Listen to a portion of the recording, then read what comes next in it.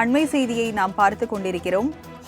செல்வ பெருந்தகை கருத்தில் EVKS இளங்கோவன் முரணான கருத்தை பதிவிட்டுள்ளார். தமிழ்நாடு காங்கிரஸ் கமிட்டியின் பொதுக்கூட்டத்தில் EVKS இளங்கோவன் பேசியுள்ளார். அதனை அண்மை செய்தியாக பார்த்துக் கொண்டிருக்கிறோம். எதிரியை ஒழிப்பதற்கு ஒரு தந்திரம் வேண்டும் என்றும் EVKS இளங்கோவன் தெரிவித்திருக்கிறார். அதனை அண்மை செய்தியாக நாம் பார்த்துக் கொண்டிருக்கிறோம். நாம் வர வேண்டும் என்பதை விட நமது எதிரியை வீழ்த்த வேண்டும் என்பது நமக்கு முக்கியம் என்றும் EVKS இளங்கோவன் தெரிவித்திருக்கிறார். அதனை அண்மை செய்தியாக நாம் பார்த்துக் கொண்டிருக்கிறோம். தனித்து நிற்க வேண்டும் என்பது உங்களுடைய விருப்பம் என்று EVKS இளங்கோவன் தெரிவித்திருக்கிறார். விவரங்களை செய்தியாளர் ராஜேஷ் வழங்க கேட்கலாம்.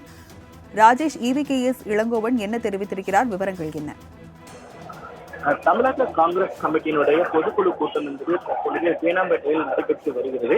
இந்த கூட்டத்தின் தொடக்க உரையாக பேசிய அக்கட்சியின் மாநில தலைவர் செல்வ பெருந்தகை எவ்வளவு நாள் தான் சார்ந்து இருப்பது, நாம் சுயமாக நிற்க வேண்டும் என்று காங்கிரஸ் கட்சி தமிழகத்தில் தனித்து போட்டியிட வேண்டும் என்று அவர் 1991 மற்றும் 1989 போன்ற ஆண்டுகளில் நடந்த தேர்தலில் பெற்ற வாக்கு சதவீதங்களை சுட்டிக்காட்டி அவர் பேசியிருந்தார்.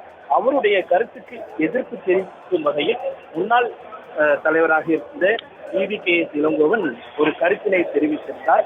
அதாவது, நாம் கட்சி 40 தொகுதிகளிலும் வெற்றி பெற்றதற்கு திமுக தான் காரணம். அதற்காக நாம் முதல்வர் ஸ்டாலினுக்கு நன்றி சொல்ல வேண்டும். தனியாக நின்ற போது நாம் 2 தொகுதிகளை தவிர அனைத்து தொகுதிகளிலுமே டெபாசிட்டை இழந்தோம். எதிரியை வீழ்த்த வேண்டும் என்பதே முக்கியம். நான் தனியாகத்தான் நிற்பேன், தனியாகத்தான் தோற்பேன் என்றால் அது உங்களுடைய இஷ்டம்.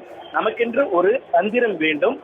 நாற்காலி காலியானால் தான் நாம் அதில் உட்கார முடியும் என்பதெல்லாம் புரிந்து கொண்டு நாம் பேச வேண்டும்.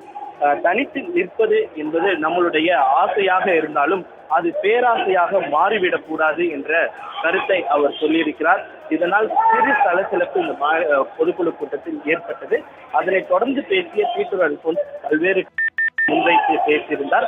அந்த கருத்துக்களும் காங்கிரஸ் கட்சியினருடைய தொண்டர்கள் மற்றும் நிர்வாகிகளிடையே ஒரு சலசலப்பை ஏற்படுத்தியது. விவரங்களுக்கு நன்றி.